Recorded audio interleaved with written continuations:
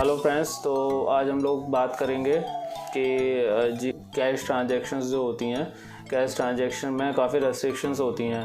तो कई लोगों के क्वेश्चंस आते हैं कि भाई कितनी हमें कैश ट्रांजैक्शन करनी चाहिए या क्या क्या सावधानी बरतनी चाहिए, कितनी अलाउड है कितनी नहीं अलाउड है। तो वो सारे काफ़ी डाउट्स आ जाते हैं। तो उस रेस्ट्रिक्शंस के बारे में हम लोग आज बात करेंगे कि किस ट्रांजैक्शन पे कितनी रेस्ट्रिक्शंस हैं। तो चलिए शुरू करते हैं। तो आज हम लोग बात करेंगे कि कैश ट्रांजैक्शन पर क्या क्या रेस्ट्रिक्शंस होती हैं। सबसे पहले होता है कि आप कोई भी कैश ट्रांजैक्शन अगर वो 2 लाख से ज़्यादा या 2 लाख होती है तो आप उसे एक्सेप्ट नहीं कर सकते पर पर्सन पर डे आपको देखना है। अगर वो 2 लाख से एक्सेस जा रही है तो अब वो डिसअलाउड हो जाएगी और उस पर आपको पेनल्टी भी भुगतनी पड़ सकती है। अदर वे, अब आपने कोई ओकेजन कराया, लाइक आपने इवेंट मैनेजमेंट कराया, आपने कोई फंक्शन अरेंज कराया, आपने कोई मैरिज सेरेमनी अरेंज कराई और उस पे आपको जो अमाउंट मिली वो 2 लाख या उससे ज़्यादा मिली, तो वो पर इवेंट की अगर ट्रांजैक्शन भी, चाहे वो 10-10 हज़ार करके मिली हो आपको या 20-20 हज़ार करके मिली हो, अगर एग्रीगेट 2 लाख से एक्सेस कर रही है तो अभी वो डिसअलाउड हो जाएगी और आगे पेनल्टी भी लग सकती है अगर अधिकारी को वो अनजस्टिफाइड लगती है।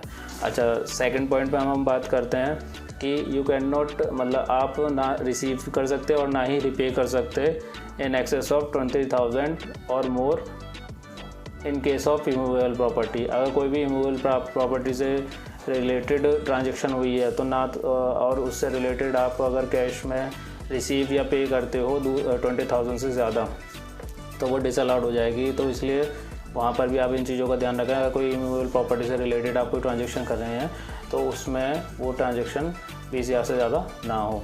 तीसरी चीज़, अगर इन एक्सेस होती है तो वो कैश बाय चेक और बाय NEFT और या फिर DD के थ्रू वो ट्रांजैक्शन की जा सकती है।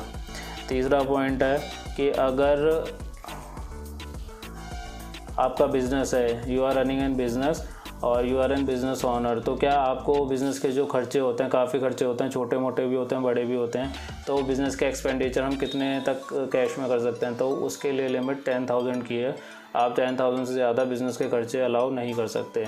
आपको अगर उससे ज़्यादा खर्चे करने हैं तो वो बाय चेक, बाय DD या फिर बाय NEFT के थ्रू ही अलाउड होता है। तो बिज़नेस ओनर्स ध्यान दें कि अगर कोई भी आप बिज़नेस का खर्चा कर रहे हैं तो वो 10,000 से ज़्यादा अलाउड नहीं होगा। अब इसमें एक चीज़ और आती है कि जो बिज़नेस ओनर्स 44AD और 44ADA में कवर हैं तो क्या उनको उन पर ये एप्लीकेबल होता है। तो इसमें मेरा थोड़ा पर्सनल ओपिनियन है, ये थोड़ा डिस्क्रिशनरी है, but as per my opinion उनके लिए ये लिमिट एप्लीकेबल नहीं है। वो चाहे तो 10,000 से ज़्यादा का भी एक्सपेंडिचर कर सकते हैं। तो इसमें लोगों के कई प्रोफेशनल्स के अपने अपने मत हो सकते हैं। तो एज़ पर माई ओपिनियन 10,000 का खर्चा वो कैश में कर सकते हैं।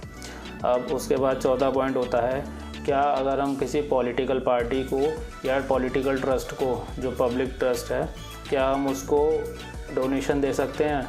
तो उसमें डोनेशन में भी लिमिट 2,000 की है। अगर आप 2,000 से ज़्यादा का डोनेशन आप देते हो तो वो डिसअलाउड हो जाएगा। तो आप 2,000 से ज़्यादा का कैश में नहीं दे सकते। तो वहाँ पर अगर आपको डोनेशन देना है तो वो आप या तो बाय चेक देंगे या बाय NEFT देंगे नेट बैंकिंग के थ्रू, या फिर आप बाय DD दे सकते हैं। इसके बाद आता है 5वां पॉइंट कि चैरिटेबल ट्रस्ट है, अगर मेरा कोई पब्लिक चैरिटेबल ट्रस्ट, तो उस अब इसके अलावा 5वां पॉइंट आता है कि अगर कोई चैरिटेबल ट्रस्ट है तो उस केस में आप 10,000 से ज़्यादा डोनेट नहीं कर सकते हैं। चैरिटेबल ट्रस्ट के केस में ये लिमिट 10,000 हो गई है। तो यहाँ थोड़ा सा फ़र्क है। पॉलिटिकल पार्टी या पॉलिटिकल ट्रस्ट है तो उस केस में 2,000 की लिमिट देखनी है। और अगर वो ट्रस्ट चैरिटेबल कैटेगरी में है तो उस केस में वो लिमिट, पब्लिक चैरिटेबल ट्रस्ट है तो उस केस में वो लिमिट 1,000 की हो जाती है, 10,000 की हो जाती है। तो अगर 10,000 से ऊपर आप करते हो तो वो डिसअलाउड हो जाएगा। अब 6 पॉइंट आता है कि क्या कोई सैलरीड एम्प्लॉई है उसको कैश का खर्चा करने में कोई रेस्ट्रिक्शंस हैं। नहीं, बिल्कुल नहीं है सर। अगर कोई भी सैलरीड एम्प्लॉई है और वो खर्चा कैश में करता है तो वो बिल्कुल अलाउड है। हाँ, ये ज़रूर पूछा जा सकता है कि उसका सोर्स ऑफ इनकम कंफर्म, आप किसी की सैलरी है all over during the year 12 lakh की और वो सडनली कर लेता है खर्चा कैश में जी 24 लाख का, तो ऑब्वियस है 12 लाख की एक इंक्वायरी मांगी जा सकती है बाय डिपार्टमेंट कि भाई ये 12 लाख का सोर्स ऑफ इनकम एक्सेस जो आपने करा है वो कहाँ से आया।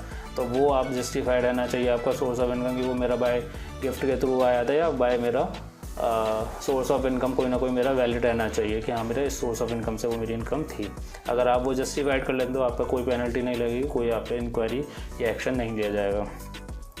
इसके बाद आता है 7 पॉइंट कि अगर आपने कोई प्रॉपर्टी ख़रीदी या बेची, सपोज़ करो, इसके बाद आता है 7 पॉइंट कि अगर आपने कोई प्रॉपर्टी ख़रीदी और उसमें आपने कैश में कुछ खर्चा किया, लाइक मैंने सीमेंट लगाया, बदरपुर लगाया, लेंटर डलवाया, तो वो सब खर्चे यूजली कैश में ही होते हैं।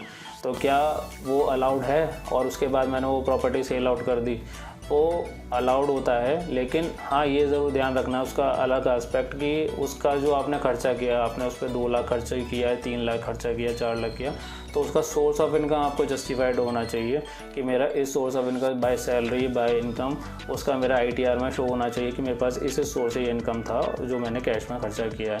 अब वो या तो आप बाय गिफ्ट ले सकते हो या बाय सैलरी, या मतलब कोई भी सोर्स ऑफ इनकम, बस ये है कि वो आपका जस्टिफाइड होना चाहिए, तो कोई भी किसी भी तरह की रेस्ट्रिक्शन उस खर्चे पर नहीं होती है।